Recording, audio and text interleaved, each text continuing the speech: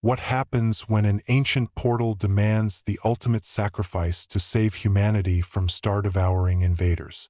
You won't believe how Major Reynolds and Captain Stone challenge everything they know about life, death, and dimensional warfare. The choice they face will change the fate of entire galaxies, but at what personal cost?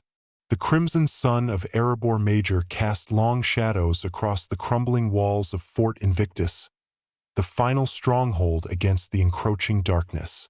Major Kyle Reynolds stood atop the observation deck, his weathered face illuminated by the fading light as he watched another star wink out in the distance.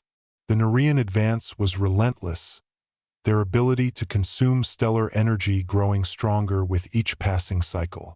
Captain Victoria Stone approached silently, her combat boots barely making a sound on the reinforced steel platform. "Major, we've lost contact with Outpost Delta," she reported, her voice steady despite the gravity of the situation.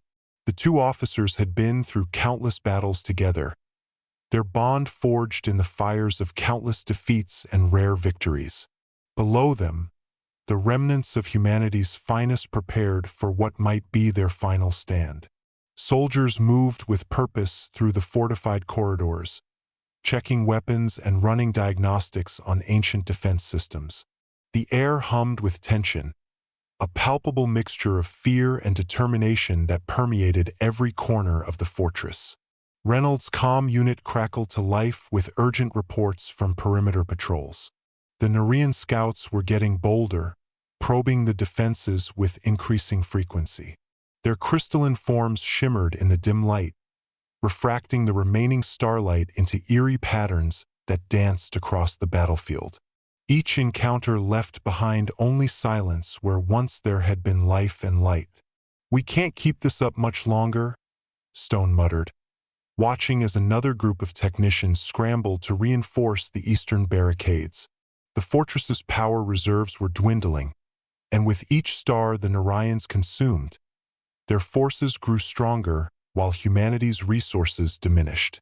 In the command center, holographic displays flickered with tactical data showing the grim reality of their situation. The Nerian fleet hung like a dark cloud at the edge of the system, its tendrils reaching ever closer to Fort Invictus. The enemy's movements were methodical, almost ritualistic, as if they were savoring humanity's desperation. "What do you think they want beyond the stars?" Stone asked suddenly, breaking the tense silence. Her question hung in the air, unanswered but heavy with implication. The Nerians' motives remained as mysterious as their origins, their actions driven by an insatiable hunger that defied understanding. Reynolds turned back to the viewport, his jaw tightening as he watched the last rays of Erebor Major's sun dip below the horizon. Darkness fell over the fortress, broken only by the cold light of tactical displays and the occasional flash of distant plasma fire. Somewhere in the vastness of space, other worlds awaited the same fate that had befallen countless others before them. "We've only scratched the surface of this desperate struggle, but trust me, the stakes are about to get even higher. Stay tuned to witness how these brave souls will face an impossible choice that could change the fate of the galaxy forever." Deep within the fortress archives, hidden beneath layers of encrypted security protocols, lay secrets that had been buried for generations. Reynolds had spent countless nights poring over ancient records, searching for any advantage against the Nerian threat. Tonight, something different caught his attention, a series of coordinates that didn't align with any known star charts. Stone joined him in the dimly lit chamber, the glow of holoscreens casting ghostly reflections on the metal walls. "These readings, they're unlike anything I've seen before," she whispered, tracing her fingers over the floating data streams. The information seemed to pulse with its own energy, hinting at possibilities that defied conventional understanding. As they delved deeper into the archives, fragments of forgotten history began to emerge. Tales of an ancient civilization that had once thrived on Erebor Major spoke of a powerful artifact capable of manipulating fundamental forces of the universe. The texts referenced something called the Stellar Nexus, a gateway that could bend reality itself. Their research was interrupted by a sudden alarm. The Narayans had launched a probing attack, testing the fortress's defenses with renewed aggression. As they rushed to the command center, Reynolds couldn't shake the feeling that time was running out faster than either of them realized. The enemy's timing felt too precise, as if they somehow knew what the humans had discovered. Back in the control room, the tactical display showed enemy vessels moving in complex patterns that mimicked the very coordinates they'd uncovered in the archives. "They're trying to triangulate something," Stone observed, her trained eyes catching patterns that others might have missed. The realization sent a chill through both officers. Perhaps the Narayans weren't just consuming stars. Maybe they were searching for something specific. The fortress shuddered under the weight of another energy pulse from the approaching fleet. Emergency lights flickered as backup systems struggled to maintain power. In the chaos, a fragment of decrypted data caught Reynolds' eye, a schematic of what appeared to be an ancient portal buried deep beneath the fortress itself. "Victoria, pull up the geological scans from Sector 7, Reynolds commanded urgently.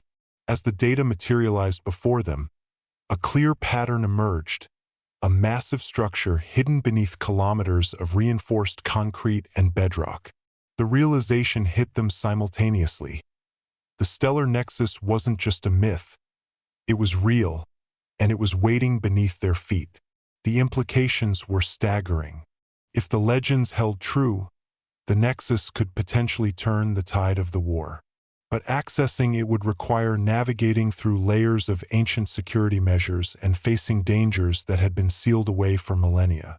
Every instinct screamed that opening such a portal would come at a terrible cost. We're teetering on the brink of revelation here. What they're about to uncover will fundamentally alter everything we thought we knew about this conflict. You simply cannot miss what happens next when they confront the truth about the stellar nexus and the price of wielding its power. The decision to investigate the underground structure came swiftly but not without debate. Reynolds and Stone gathered their most trusted team in the secure briefing room, where holographic projections revealed the daunting path ahead.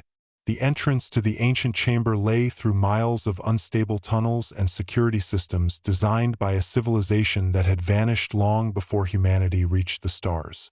Lieutenant Marcus Hale, their demolitions expert, studied the structural integrity reports with growing concern. "These tunnels haven't seen maintenance in centuries," he warned, pointing out stress fractures that could collapse at any moment. "Every step down there is a gamble." His words hung heavy in the air, but nobody suggested abandoning the mission. The alternative, allowing the Narayans to claim whatever secrets lay buried, was unthinkable. Specialist Elena Vasquez, their xenotechnology expert, presented findings that made everyone uneasy. "The energy signatures we're detecting aren't just old tech rebooting," she explained, her hands dancing through holographic displays. "They're responding to our presence. Whatever's down there knows we're coming." The revelation sent a collective shiver through the assembled team. Preparations moved quickly but methodically. The soldiers suited up in enhanced combat armor, knowing that the environment they were about to enter might be hostile in ways they couldn't predict. Medical packs were double-checked, and each team member carried emergency oxygen supplies. Stone personally inspected every piece of equipment, her meticulous nature ensuring nothing was overlooked. As they descended into the first access tunnel, the temperature dropped dramatically. Their helmet lights cut through absolute darkness, revealing walls covered in ancient script that glowed faintly blue. Vasquez's instruments went wild, registering energy fluctuations that defied modern physics. "This isn't just old technology," she whispered, awestruck. "It's something else." The journey downward became increasingly treacherous. Sections of tunnel had collapsed, forcing them to find alternate routes through increasingly narrow passages. At one point, they encountered what appeared to be an ancient security drone, its crystalline form pulsing with dormant energy. Rather than risk awakening it, they painstakingly dismantled a section of wall to bypass the area entirely. Hours passed as they navigated the labyrinthine depths. The air grew thick with ozone and something stranger, a metallic tang that set everyone's teeth on edge. Communications with the surface became intermittent, then failed altogether. They were truly alone now, cut off from reinforcements or evacuation. Finally, they reached the main chamber. The sight that greeted them stole their breath away. A massive circular portal dominated the space, its surface rippling like liquid mercury. Ancient machinery surrounded it, humming softly with power that shouldn't have been possible after so many centuries. Strange symbols floated in the air around the portal, shifting and rearranging themselves in complex patterns. "This is it," Reynolds said quietly, his voice carrying an uncharacteristic note of reverence. "The stellar nexus." As they approached, the portal reacted, sending waves of light cascading through the chamber. Their instruments went haywire, recording phenomena that defied all known scientific principles. It was as if the very fabric of reality was thinner here, more malleable. Suddenly, warning alarms blared from their suits' environmental systems. The air was changing, becoming charged with energy that made their skin prickle. Vasquez's scanners showed dangerous levels of exotic particles flooding the chamber. "We need to figure this out quickly," she urged. "Prolonged exposure could be fatal." Stone moved cautiously toward the portal, her trained eyes catching movement within its depths. Shadows danced across its surface, forming shapes that seemed almost familiar. She reached out instinctively, only to be stopped by Reynolds' firm grip on her arm. "Not yet," he cautioned. "We don't know what touching it might trigger." They spread out to examine the surrounding machinery, looking for controls or any indication of how to operate the portal. Each station they investigated revealed more questions than answers. The technology was advanced beyond anything they'd encountered, combining elements of quantum mechanics with principles that seemed almost magical in their effects. Time was running out. Above them, the fortress shook with the impact of another Nerean assault. Through the limited communications they still maintained, they learned that the enemy was targeting their position specifically. Somehow, the invaders knew exactly where they were and what they had found. As the team worked feverishly to decipher the alien technology, strange phenomena began manifesting throughout the chamber. The air grew heavier, charged with an energy that made their hair stand on end. Specialist Vasquez's instruments recorded bizarre fluctuations, gravity shifts that bent light in impossible ways, creating mirages of their surroundings that twisted and distorted. Reynolds noticed something peculiar about the symbols floating around the portal. They seemed to be arranging themselves in patterns that mirrored human neural pathways. "It's learning from us," he realized aloud, watching as new sequences formed in response to their movements. The portal wasn't just an ancient machine. It was alive in some fundamental way, adapting to their presence. Captain Stone experienced the most disturbing manifestation. As she examined a control panel, images began flashing in her mind, visions of ancient civilizations rising and falling, of stars being born and devoured. The intensity of these mental projections forced her to her knees, clutching her head. I see why they created this," she gasped between visions. "It wasn't meant to fight. It was meant to protect." Lieutenant Hale discovered a series of crystalline structures embedded in the walls that resonated with harmonic frequencies. When he touched one experimentally, a wave of sound washed through the chamber, temporarily disrupting the portal's activity. These must be safety mechanisms, he theorized, noting how the energy field surrounding the nexus dimmed slightly. The team began noticing subtle changes in themselves. Their reflexes sharpened unnaturally, and they developed an uncanny ability to anticipate each other's actions. Even their communication became more efficient, as if the nexus was somehow optimizing their teamwork. These enhancements came at a cost. However, periods of intense vertigo and moments where reality seemed to stretch and warp around them.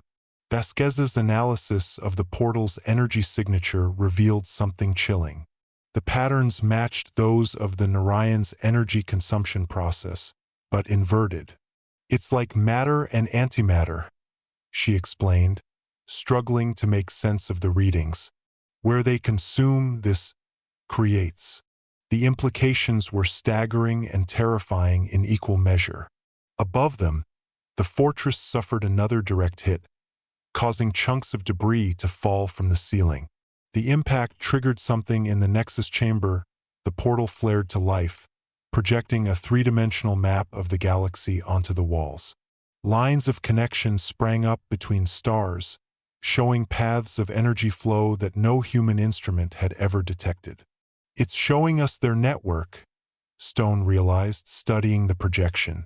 The Narayans aren't random in their attacks. They're following specific energy channels. Her insight revealed a crucial weakness in the enemy's strategy. If they could understand the flow of stellar energy, they might predict where the Narayans would strike next. But with each discovery came new dangers. The chamber's temperature fluctuated wildly, and pockets of temporal distortion began appearing, areas where time seemed to run faster or slower than normal.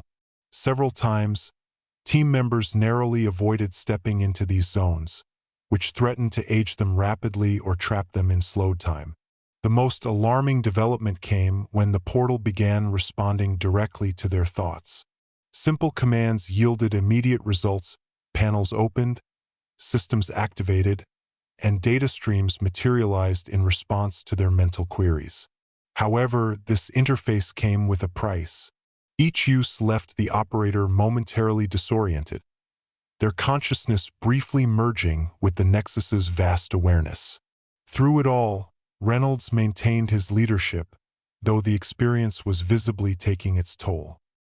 His eyes had developed an unnatural gleam, reflecting the portal's light in ways that shouldn't have been possible. He gave orders with increased precision, demonstrating knowledge of the Nexus's functions that he couldn't possibly have acquired through conventional means. The team pressed on, documenting everything they could while fighting the growing sense of unease. The portal was offering them unprecedented power, but the cost of using it remained unclear. Each step forward brought new revelations and new risks, pushing them closer to understanding the true nature of the weapon they had discovered. The team's breakthrough came unexpectedly during their third hour in the chamber. Lieutenant Hale, frustrated by the lack of progress on the control systems, slammed his fist against a seemingly inert panel. The impact triggered a cascade of responses. Panels slid open across the chamber, revealing crystalline cores that pulsed with synchronized light. Specialist Vasquez immediately recognized the pattern. It was a countdown.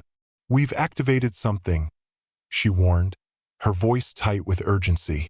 "Whatever this sequence is, it's irreversible."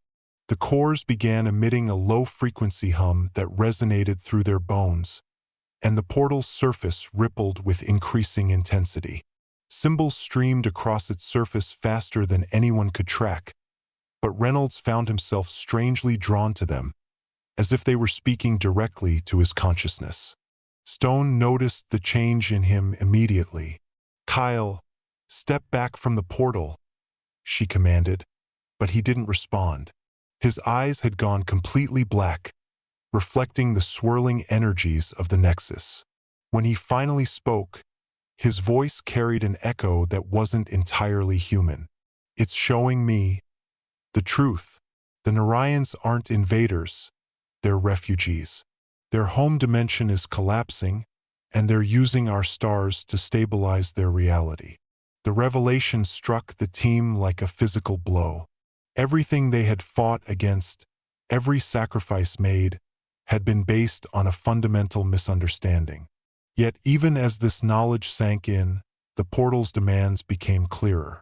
The activation sequence required not just technical expertise but a living conduit, someone who could bridge the gap between dimensions and channel the Nexus's power. Reynolds stumbled back from the portal, his human awareness returning with painful clarity. "It wants a soul," he rasped, wiping blood from his nose.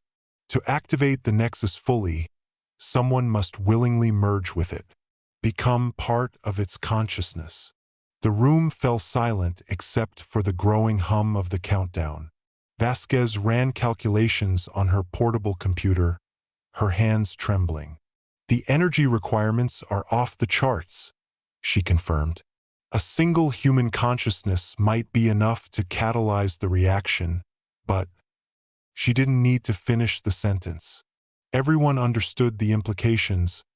Whoever volunteered would cease to exist as an individual, their identity subsumed by the Nexus's vast awareness. Above them, the fortress took another direct hit, causing several support beams to groan dangerously. Dust rained down from the ceiling as the ancient chamber began to show signs of structural stress. The Narayan's had definitely detected their activity. Their attacks were becoming more focused, more desperate.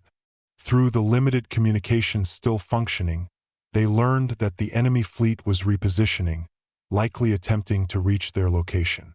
"It's not just power we're talking about," Stone said, her voice steady despite the gravity of the situation. "This thing could rewrite reality itself. We could stop the Narayans, send them back to their dimension, but at what cost?" She looked at each team member in turn, seeing the same conflict reflected in their faces.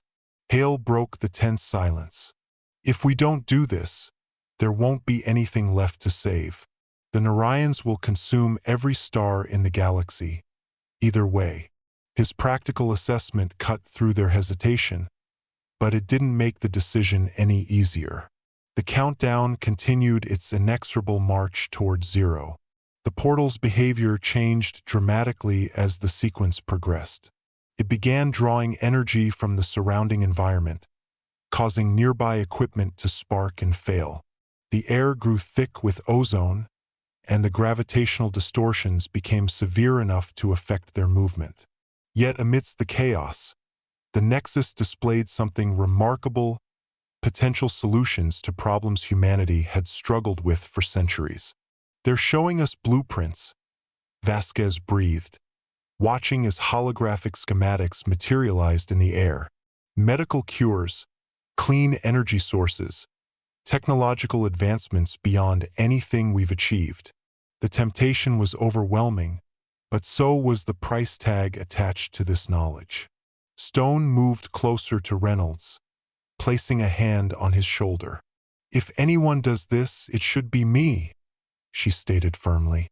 "I'm the ranking officer, and my combat experience might help navigate the transition."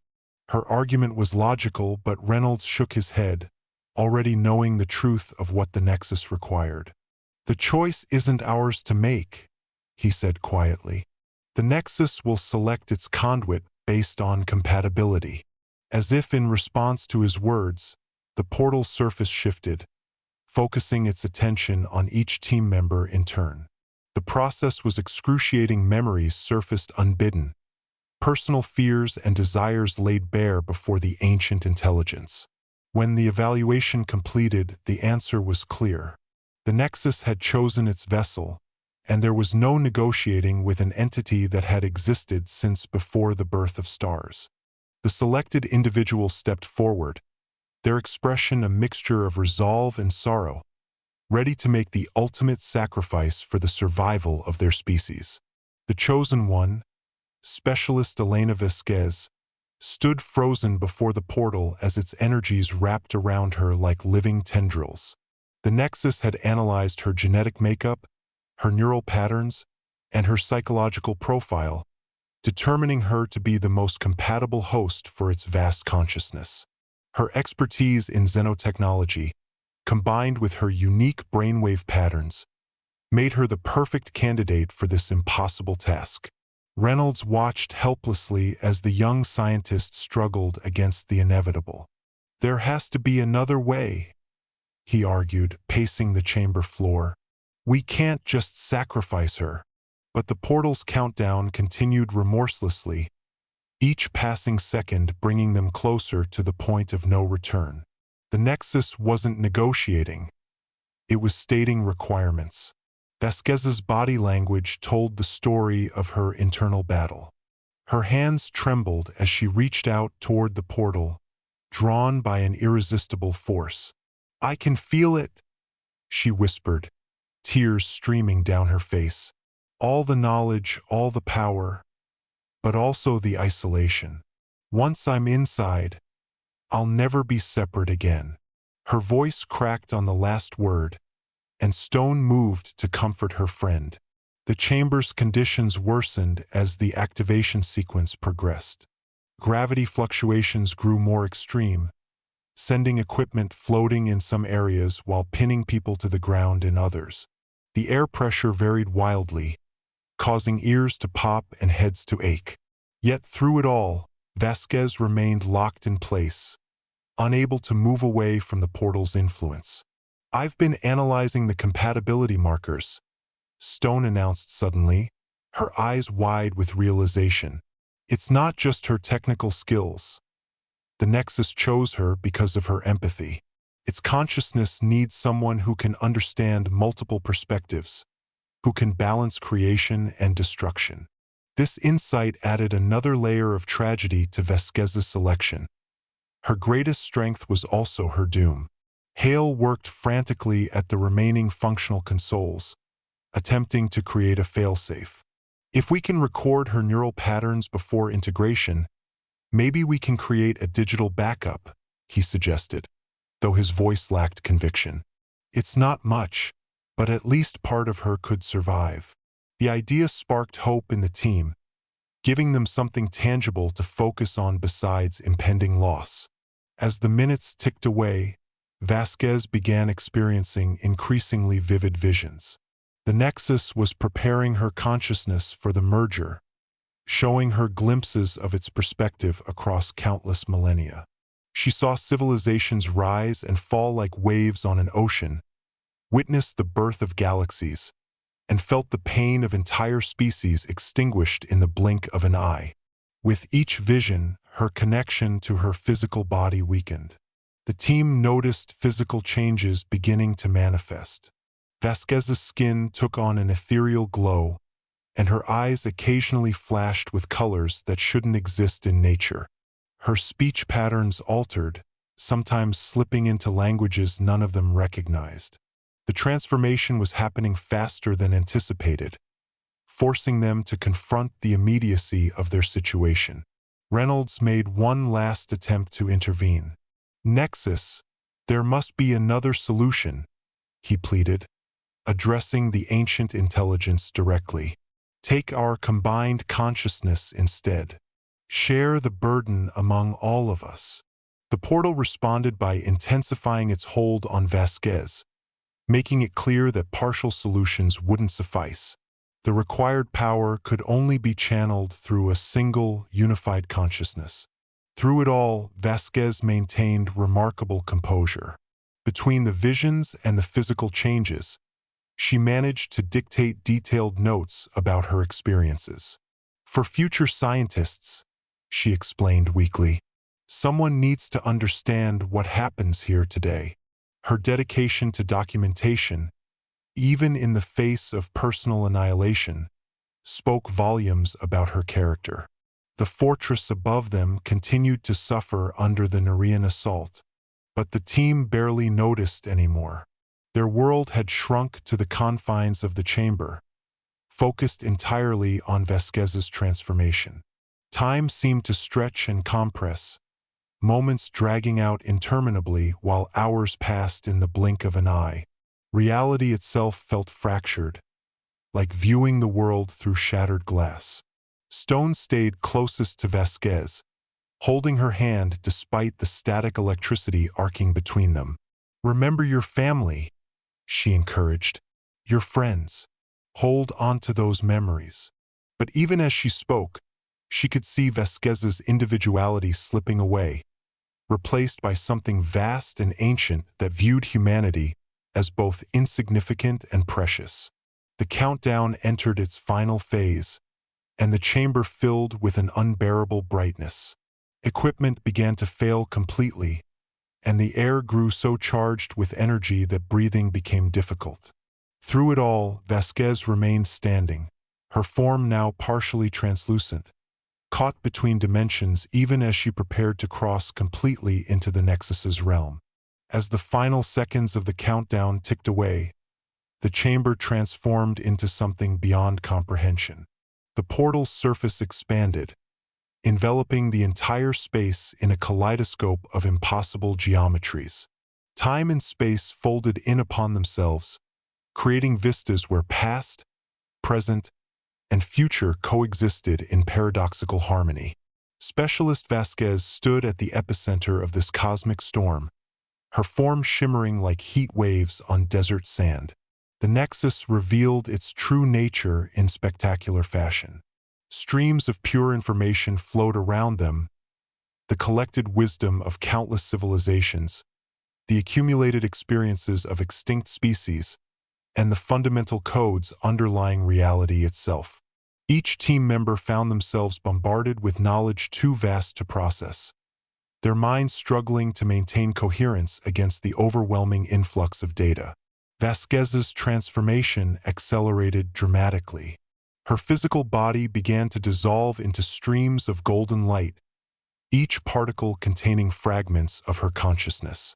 Yet even as she dispersed, her voice echoed clearly through the chamber. "I see everything now," she marveled. "The Narayan's desperation, our own limitations, the delicate balance of existence." Her words carried multiple tones simultaneously, as if spoken by a chorus rather than a single individual. Reynolds and his team fought to maintain their positions against increasingly violent gravitational distortions. Objects orbited the portal at impossible speeds, creating miniature solar systems of debris that defied natural laws. The air crackled with energy, and their protective suits struggled to shield them from radiation levels that should have been instantly lethal. Yet somehow they endured, held in place by the Nexus's will rather than any physical force.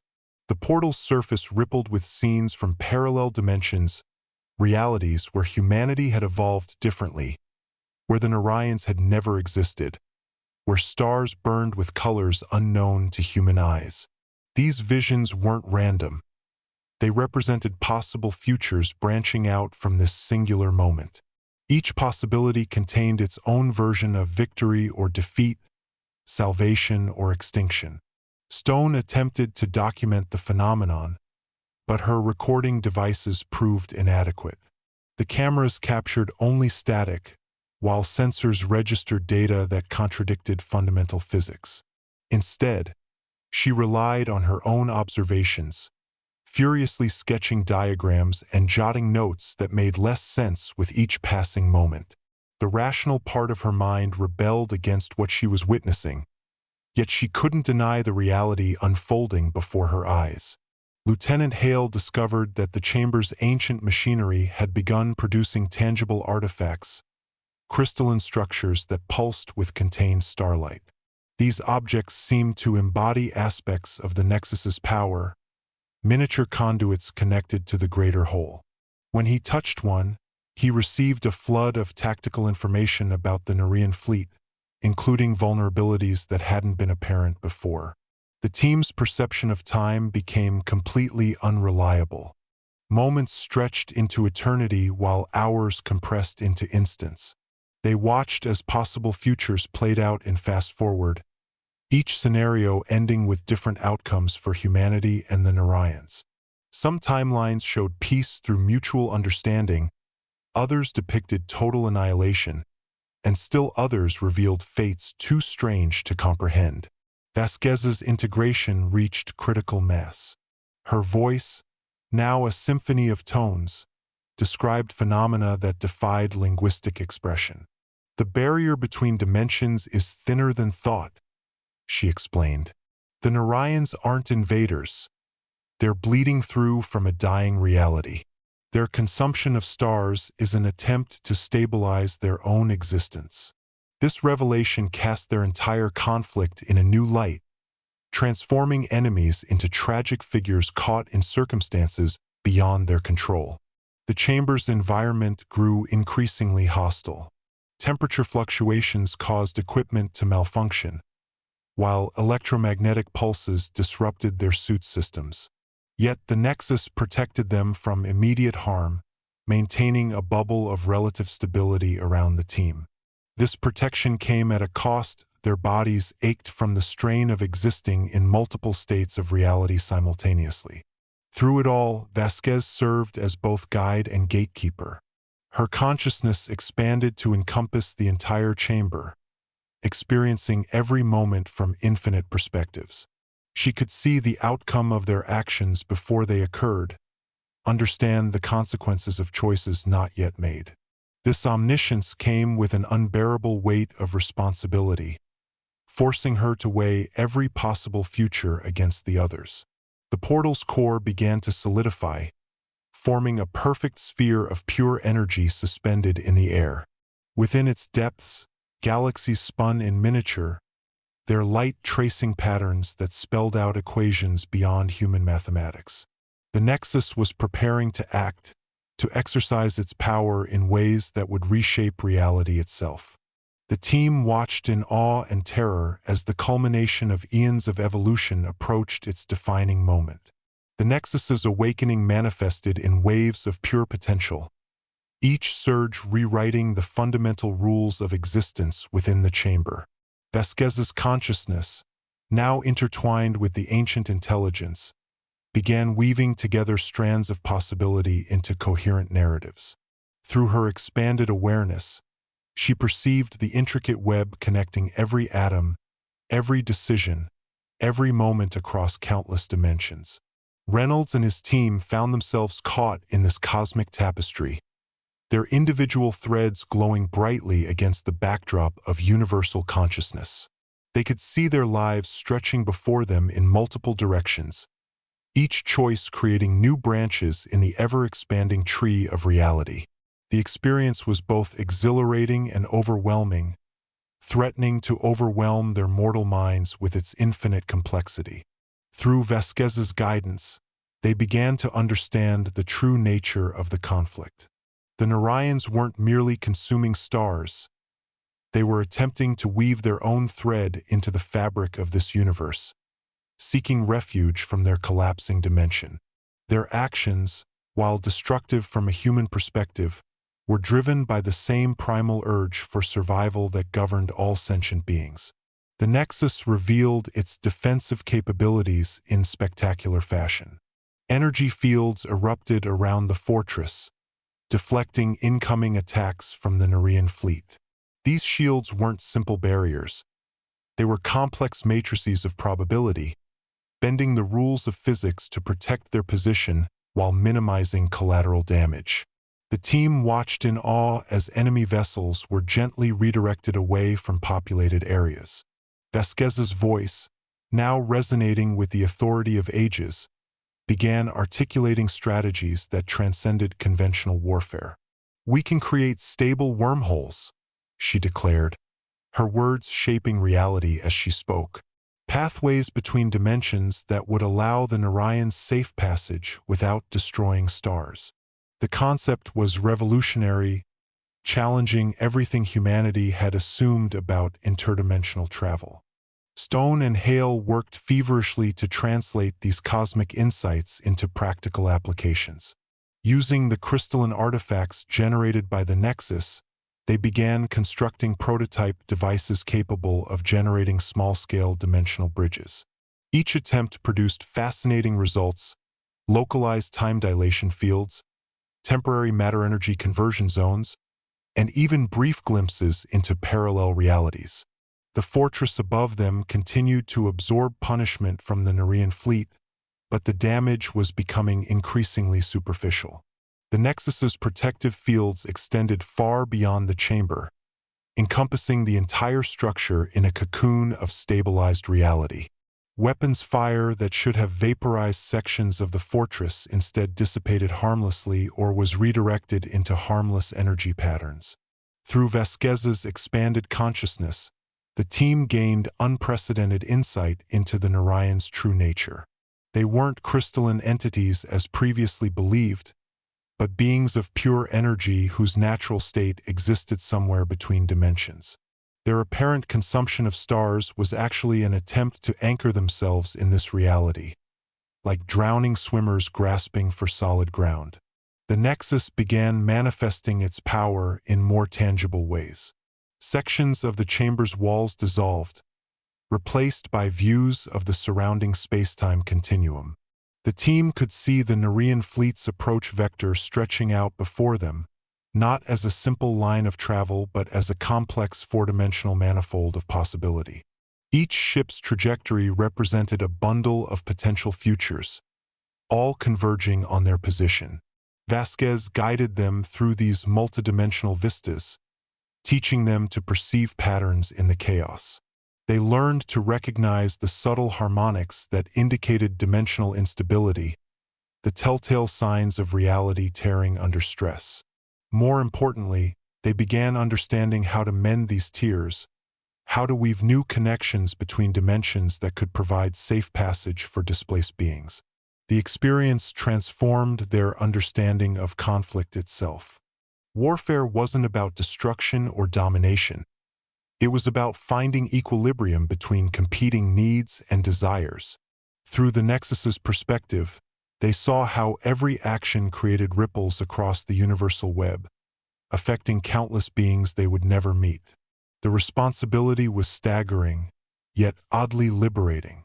As the Narian fleet drew closer, the Nexus began assembling a response that transcended traditional military tactics.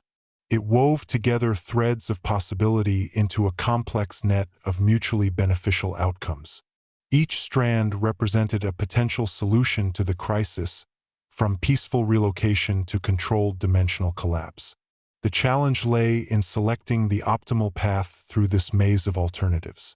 Through it all, Vasquez's consciousness continued expanding, her individuality gradually dissolving into the greater whole. Yet even as she merged with the Nexus, she retained her essential humanity, her capacity for empathy, her understanding of suffering, her desire to find solutions that preserved life rather than destroyed it. This unique combination of ancient wisdom and human compassion would prove crucial in the moments to come. The convergence of possibilities reached its zenith as the Narian fleet positioned itself for what appeared to be a final, desperate assault. Through Vasquez's expanded awareness, the team could see the enemy's intentions unfolding in multidimensional space, not an attack, but a last-ditch attempt to force open a stable portal between dimensions. The sheer scale of displaced energy threatened to tear apart the fabric of reality itself.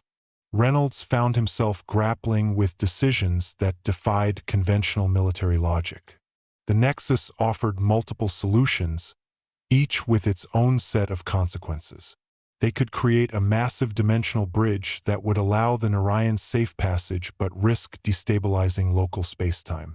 Alternatively, they could generate smaller, controlled portals that would take longer to evacuate the stranded beings but maintain greater stability. Stone proposed a hybrid approach. "We use the Nexus to create a network of microportals," she suggested, her voice carrying the weight of newfound understanding. "Each one leads to a different uninhabited system, spreading the Narayan's energy signature across multiple dimensions."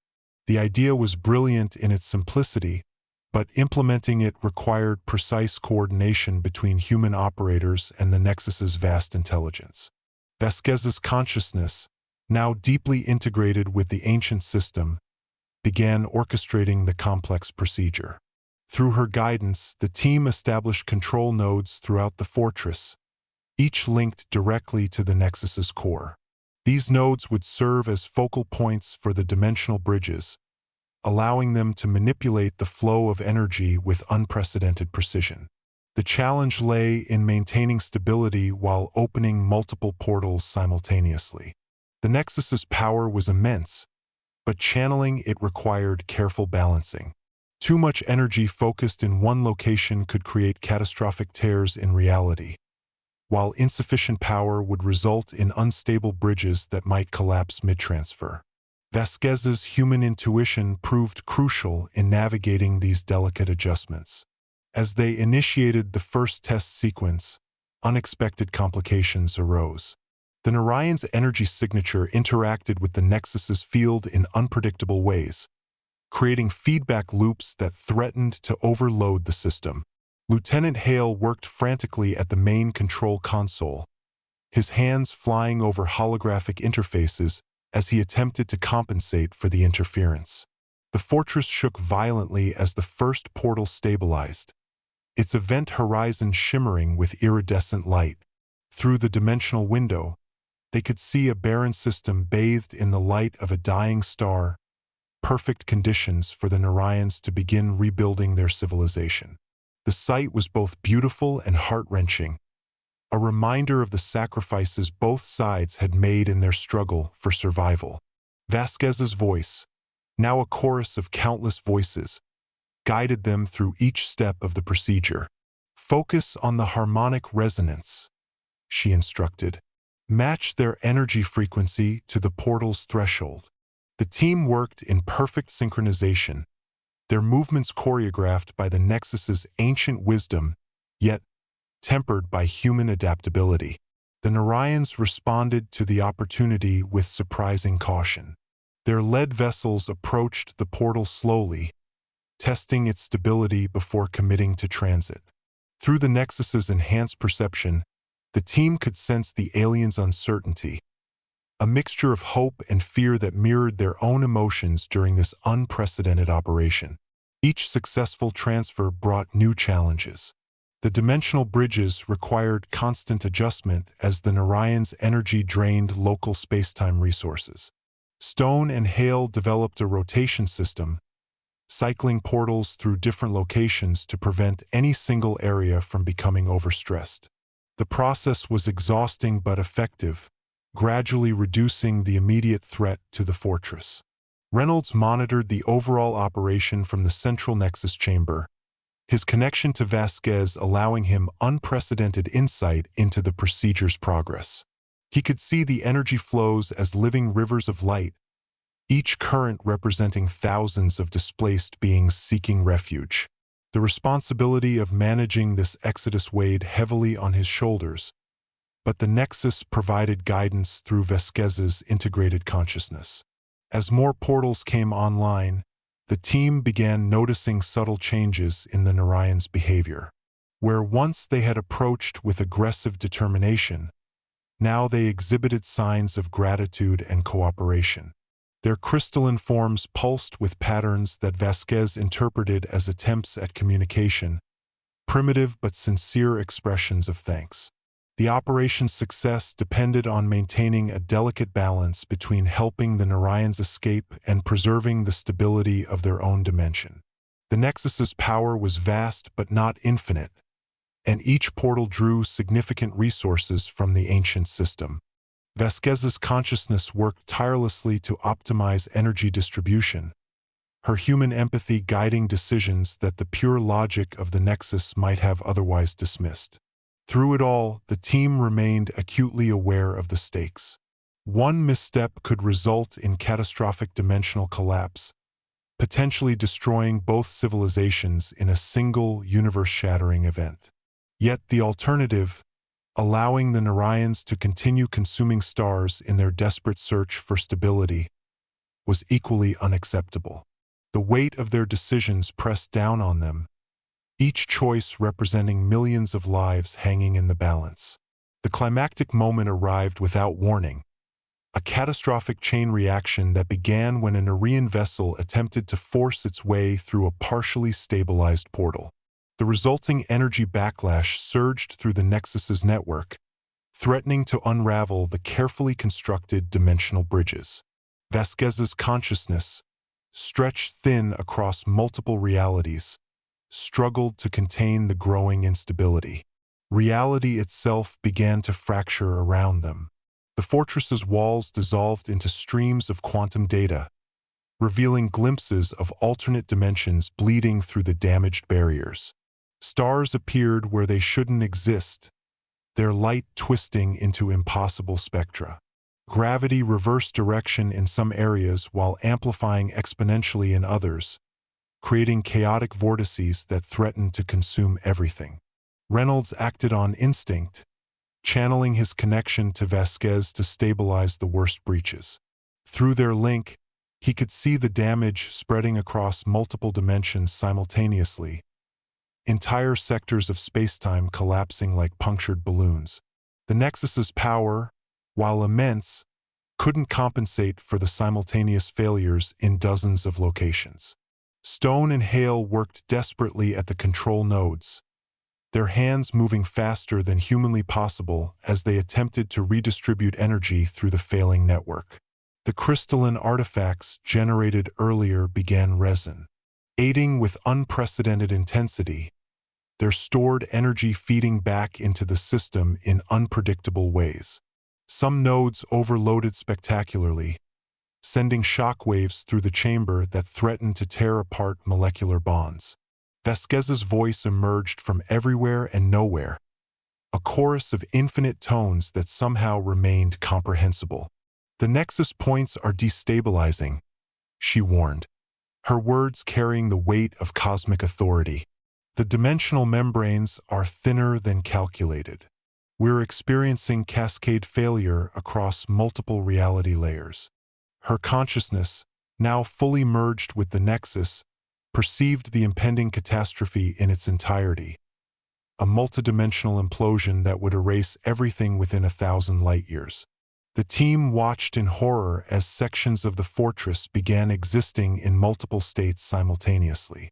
Walls flickered between solid matter and pure energy. Equipment operated in reverse while moving forward in time, and gravity wells formed and collapsed randomly. Through it all, Vasquez maintained a tenuous control, her human empathy preventing the Nexus from simply severing the failing connections and preserving itself at the cost of countless lives. Reynolds made a decision that defied both military logic and self-preservation. "Redirect all remaining power to the central node," he commanded, overriding safety protocols that would have prevented such an action. "We'll create a single, massive containment field, sacrifice the fortress to save the surrounding systems." His voice carried absolute certainty, born from his deep connection with Vasquez and the Nexus's accumulated wisdom. Stone immediately grasped the implications. "If we concentrate the energy like that, we risk creating a black hole," she warned, her technical expertise recognizing the danger. "But if we don't..." She didn't need to finish the sentence. The alternative was far worse, a chain reaction that could unravel spacetime across multiple dimensions. Hale worked furiously at the main console, rerouting power through increasingly unstable conduits. "The crystalline artifacts are resonating at critical frequency," he reported, his voice tight with tension. "They're amplifying the energy transfer, but I can't predict how they'll react to this level of power concentration." The air crackled with static electricity as ancient machinery pushed beyond its designed limits. Through Vasquez's expanded awareness, they witnessed the true scope of the crisis. The dimensional bridges had created tiers in reality that were spreading exponentially, each rift birthing new anomalies that threatened to overwhelm the already compromised system. Stars blinked out of existence only to reappear in impossible locations.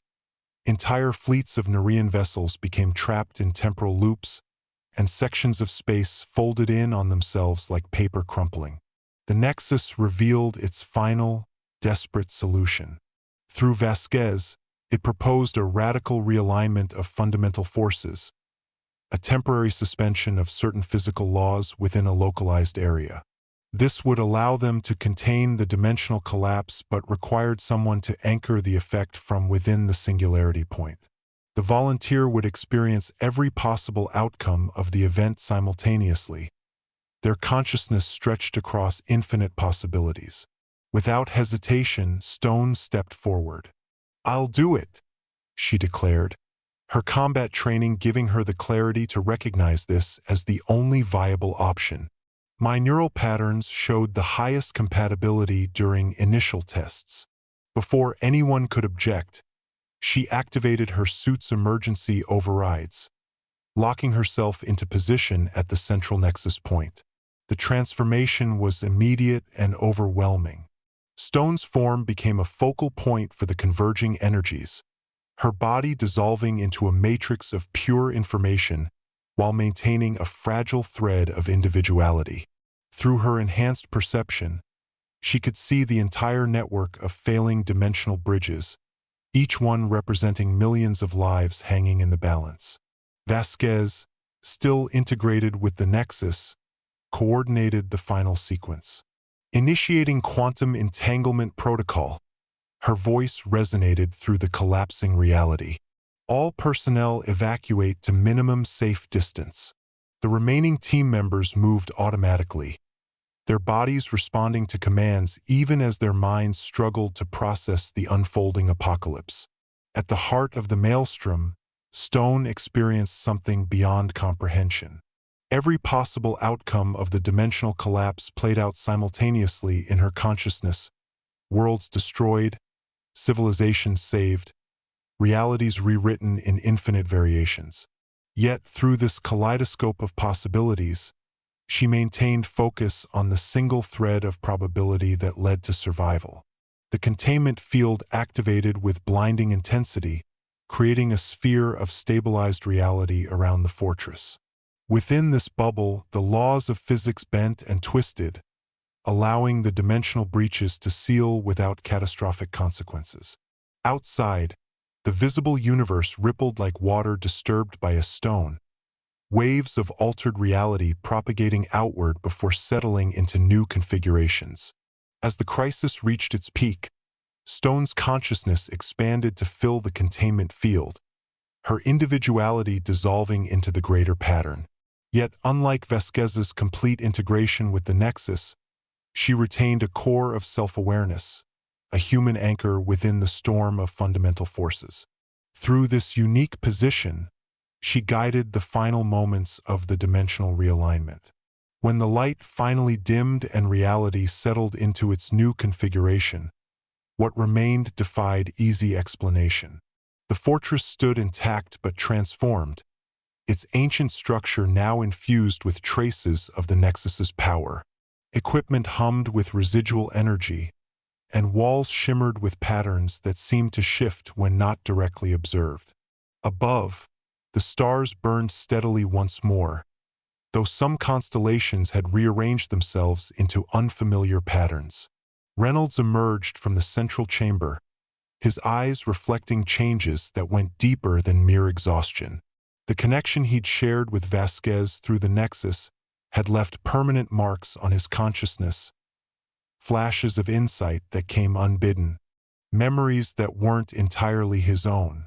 He moved through the corridors, checking on survivors who wore similar expressions of awe and confusion, their minds still processing what they'd witnessed. The Narayan's were gone, evacuated through stable dimensional bridges that had closed behind them.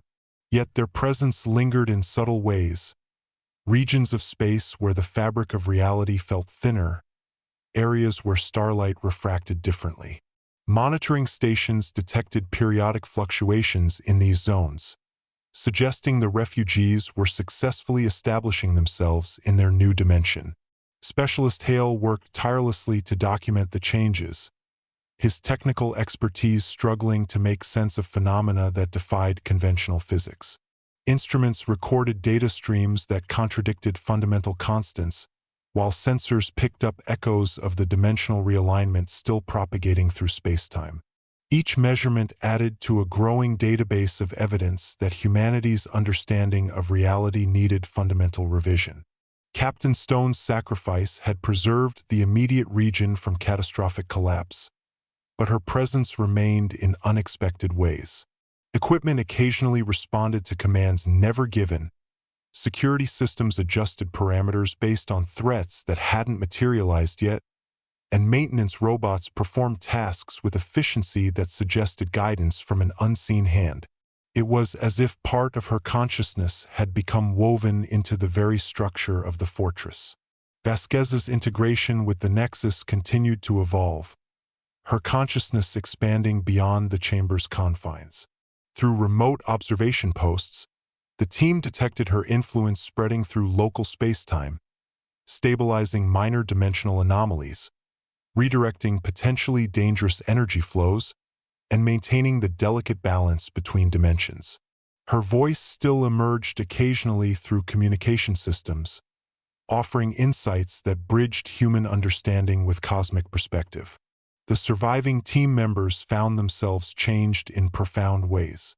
Their perceptions had been permanently altered by exposure to the Nexus's expanded reality, allowing them glimpses of potential futures and alternate possibilities.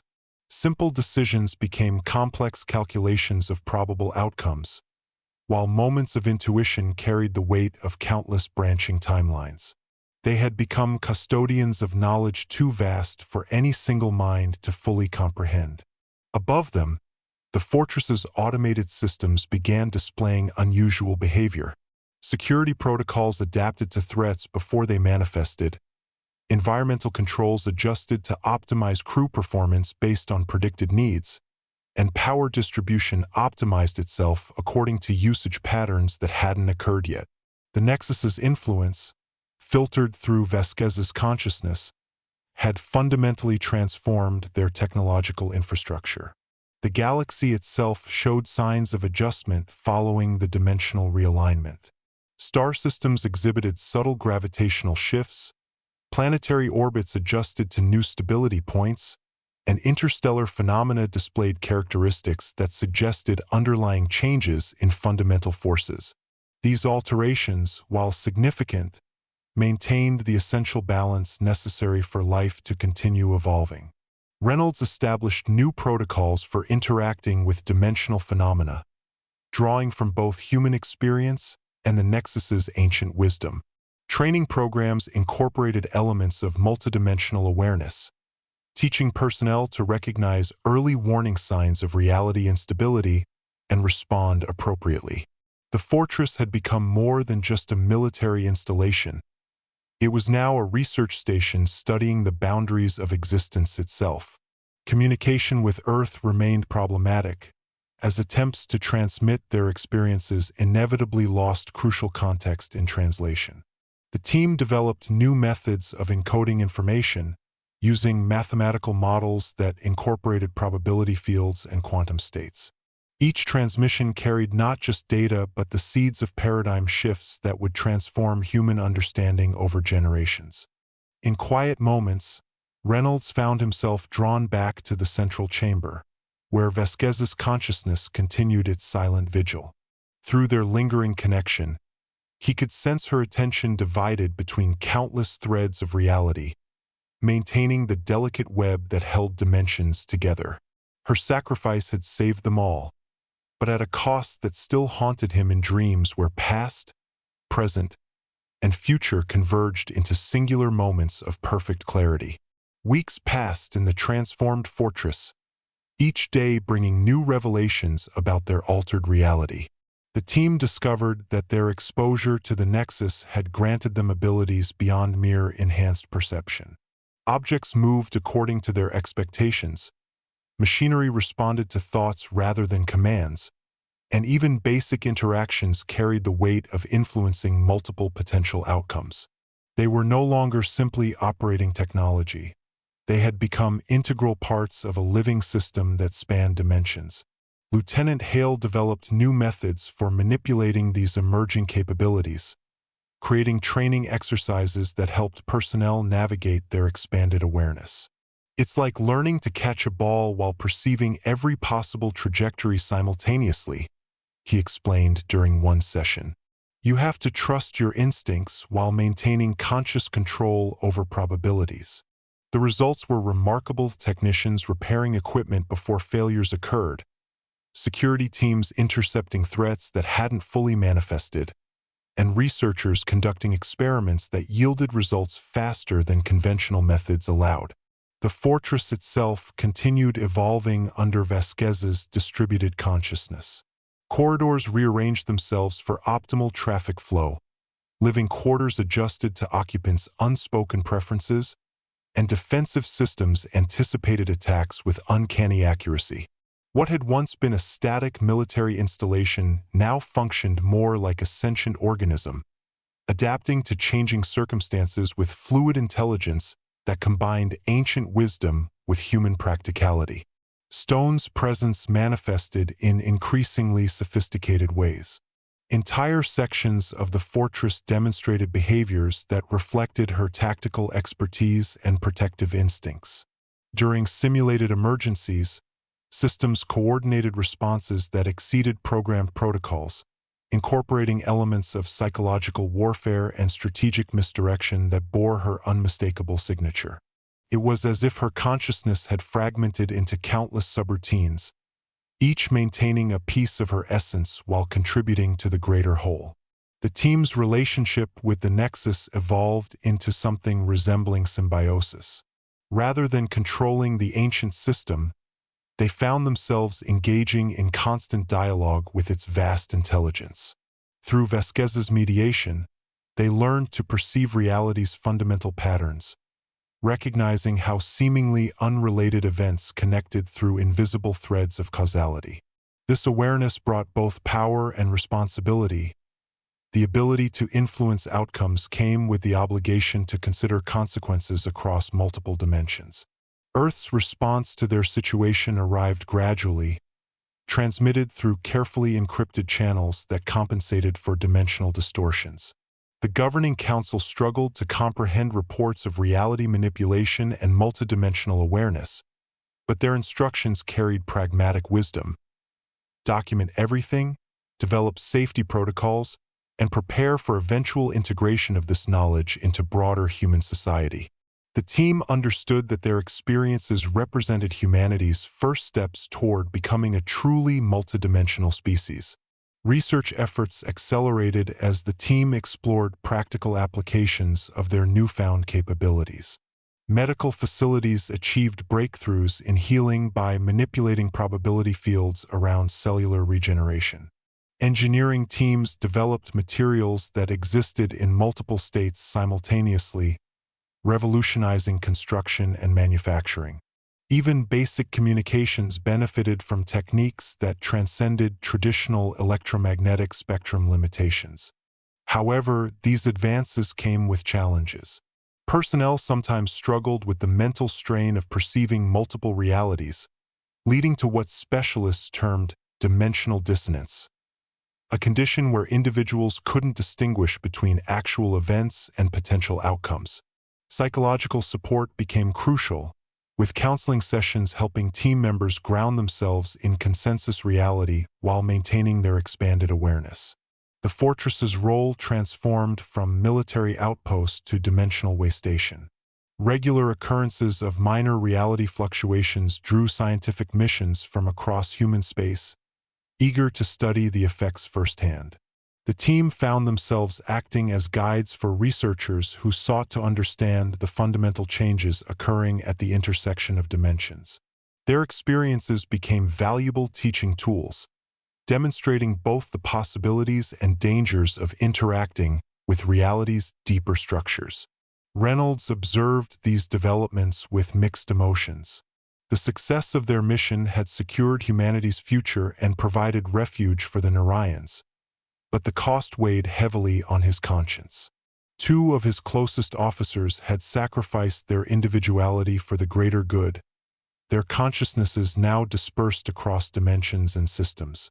Yet through Vasquez's occasional communications and Stone's subtle influences, he knew they continued to serve in ways that transcended conventional understanding of life and death. The Nexus itself revealed new aspects of its nature, showing the team visions of other civilizations that had encountered similar crossroads in their evolution. These ancient species had faced comparable choices between preservation and transformation, their decisions echoing through dimensions and affecting countless future possibilities. Humanity's path, while unique, followed patterns that repeated across universal history, cycles of challenge, adaptation, and transcendence that shaped the ongoing story of intelligent life. Months after the dimensional realignment, the fortress had transformed into a beacon of multidimensional understanding, its ancient structure humming with harmonics that resonated across space-time.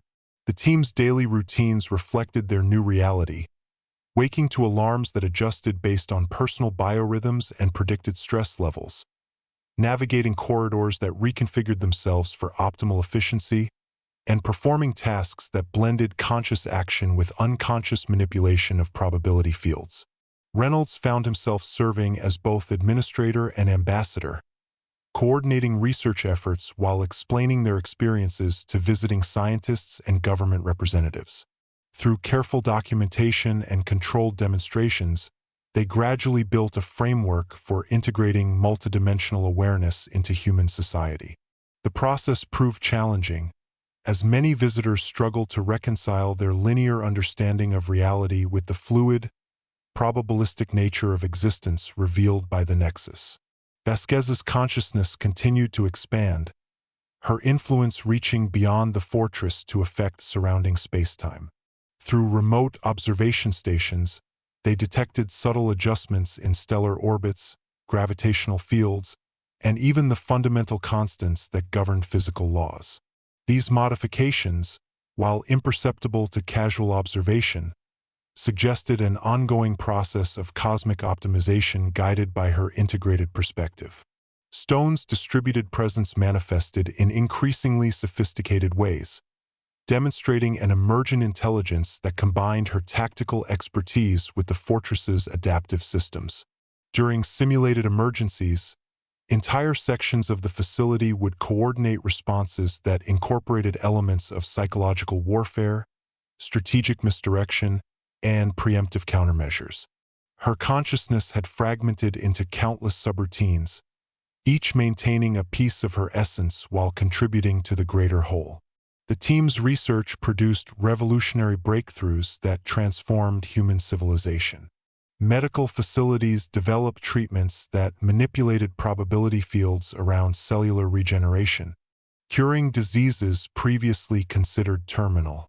Engineering teams created materials that existed in multiple states simultaneously, revolutionizing construction and manufacturing. Communication systems transcended traditional electromagnetic spectrum limitations, enabling instantaneous contact across vast distances. However, these advances required careful management. The team established strict protocols for interacting with dimensional phenomena, developing mathematical models that incorporated probability fields and quantum states. Training programs prepared personnel to navigate their expanded awareness, teaching them to recognize early warning signs of reality instability and respond appropriately. Each discovery carried with it the responsibility to consider consequences across multiple dimensions. Earth's governing council responded with cautious enthusiasm, authorizing the establishment of a dedicated research division focused on multidimensional science. The fortress became a center for advanced studies, attracting experts from various fields eager to explore the implications of their findings. Through carefully controlled experiments and documented observations, they built a comprehensive understanding of humanity's place within the larger dimensional framework. Regular occurrences of minor reality fluctuations drew scientific missions from across human space, eager to study the effects firsthand. The team acted as guides for researchers seeking to understand the fundamental changes occurring at the intersection of dimensions. Their experiences became valuable teaching tools, demonstrating both the possibilities and dangers of interacting with reality's deeper structures. The Nexus revealed new aspects of its nature through Vasquez's mediated communications, showing visions of other civilizations that had encountered similar evolutionary crossroads. These ancient species had faced comparable choices between preservation and transformation, their decisions echoing through dimensions and affecting countless future possibilities.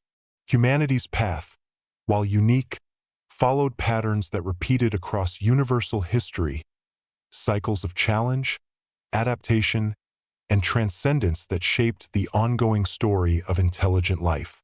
Reynolds observed these developments with a mixture of pride and humility. The sacrifices of his officers had secured not just humanity's future, but also the possibility of peaceful coexistence with other dimensional beings. Through Vasquez's occasional communications and Stone's subtle influences, he knew they continued to serve in ways that transcended conventional understanding of life and death. Their legacy lived on in every discovery, every breakthrough, and every step humanity took toward becoming a truly multidimensional species. The fortress had evolved into something beyond human design or ancient engineering, a living nexus point where dimensions intersected and consciousness expanded. Its crystalline structures pulsed with harmonic frequencies that resonated through spacetime, creating zones of increased dimensional awareness that attracted researchers from across known space. The team found themselves at the forefront of a scientific revolution that would redefine humanity's understanding of reality itself. Through Vasquez's distributed consciousness, they discovered that the Nexus wasn't merely a device but a fragment of a vast network connecting countless dimensional realms. Ancient civilizations had constructed similar nodes throughout the multiverse, each one serving as a gateway to higher states of existence. These discoveries suggested that humanity's encounter with the Nexus was part of a larger pattern of evolutionary advancement repeated across infinite realities. Stone's influence manifested in increasingly complex ways, demonstrating an emergent intelligence that combined tactical expertise with multidimensional awareness. The fortress's systems had developed self-modifying protocols that anticipated not just immediate needs but long-term consequences across multiple timelines. Security measures adjusted based on probability fields, defensive systems prepared for threats that hadn't fully manifested, and environmental controls optimized conditions for maximum cognitive function while minimizing dimensional disturbance. The team's research produced breakthroughs that transformed every aspect of human civilization. Quantum computing evolved into dimensional processing, allowing instantaneous calculations across multiple realities. Transportation systems utilized probability fields to create stable transit paths through compressed spacetime. Even basic communication devices incorporated elements of consciousness projection, enabling direct thought-based interaction across vast distances. Earth's governing council established the Multidimensional Research Initiative, dedicating resources to studying and integrating these new capabilities. The fortress became a hub for international cooperation, bringing together scientists, philosophers, and spiritual leaders to explore the implications of humanity's expanded awareness. Through carefully documented experiments and controlled observations, they built a comprehensive understanding of their place within the larger dimensional framework. Regular occurrences of minor reality fluctuations provided opportunities for controlled study, leading to the development of stabilization protocols that prevented accidental dimensional breaches. The team refined techniques for manipulating probability fields, creating safe zones where researchers could experiment with fundamental forces without risking catastrophic consequences. Each discovery added to a growing database of knowledge that would guide humanity's evolution into a truly multidimensional species. The Nexus revealed additional aspects of its nature through Vasquez's mediated communications, showing how different civilizations had approached similar evolutionary milestones. Some had embraced dimensional awareness willingly, while others had resisted until forced by circumstances. The pattern suggested that humanity's relatively peaceful transition was rare, making their achievements even more significant in the grand tapestry of universal history. Reynolds found himself serving as both guardian and guide, helping newcomers adjust to their expanded reality while maintaining the delicate balance between exploration and preservation. Through his connection with Vasquez, he gained insights into the Nexus's ancient purpose, not just as a tool for dimensional manipulation but as a catalyst for species-wide transcendence. The sacrifices of his officers had secured not just survival but the opportunity for genuine evolution. The fortress's role expanded beyond research to include diplomatic functions, as other dimensional beings sought to establish contact through the stabilized nexus point. These encounters revealed that humanity's experience with the Narayan's was part of a larger pattern of dimensional refugees seeking new homes. The team developed protocols for evaluating and assisting these displaced civilizations, combining compassion with caution to ensure mutual benefit. Training programs evolved to prepare personnel for their new responsibilities, incorporating elements of multidimensional awareness, probability manipulation, and interspecies diplomacy. The distinction between operator and system blurred as consciousness itself became recognized as another dimension to be explored and understood. Every discovery carried with it the responsibility to consider consequences across infinite possibilities, transforming simple actions into complex calculations of probable outcomes. Through it all, the memory of those who had sacrificed their individuality for the greater good remained present in every corridor, every system response, every breakthrough. Their legacy lived on not just in the fortress's transformed structure, but in the expanded awareness of everyone who passed through its gates. Humanity stood at the threshold of true cosmic citizenship, ready to take its place among the stars as masters of dimensional reality. Years after the dimensional realignment, the fortress had become something beyond human conception, a living monument to sacrifice, evolution, and transcendence. Its crystalline towers pierced dimensions rather than sky. Its walls dissolved and reformed according to needs that spanned multiple realities. The Nexus pulsed at its heart, no longer just ancient technology but a consciousness that encompassed both Vasquez's expanded awareness and Stone's fragmented essence, guiding humanity's journey into multidimensional existence. Reynolds, now elder statesman of this new reality, walked corridors that existed in multiple states simultaneously. His footsteps echoed through infinite possibilities, each moment containing countless branching paths. The connection he maintained with Vasquez through the Nexus had transformed him from military officer to something akin to a dimensional shepherd, guiding humanity's expansion while protecting the delicate balance between realities. The fortress served as both sanctuary and gateway, its stabilized nexus point allowing controlled exploration of dimensional boundaries. Research teams ventured into probability fields that would have been deadly without proper preparation, returning with insights that transformed every aspect of human existence. From medicine that cured by rewriting cellular destiny to architecture that existed in multiple forms simultaneously, the impact of their discoveries rippled through civilization like waves across infinite shores. Earth itself had changed, its cities now featuring structures that adapted to inhabitants' needs before they were consciously expressed. Transportation systems operated on principles of dimensional folding rather than physical movement, and communication networks transcended traditional concepts of distance and time. The distinction between technology and consciousness had blurred, as humans learned to navigate their expanded awareness with increasing sophistication.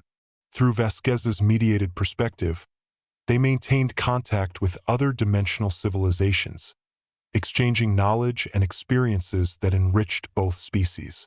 The Narayans, now established in their new realm, served as valued allies, their crystalline forms pulsing with gratitude whenever their paths crossed through stabilized junction points. These encounters demonstrated that conflict often arose from misunderstanding rather than malice, and that solutions existed beyond simple victory or defeat. The team's original members had aged, but their consciousnesses retained traces of dimensional awareness that set them apart from newer generations born into this expanded reality.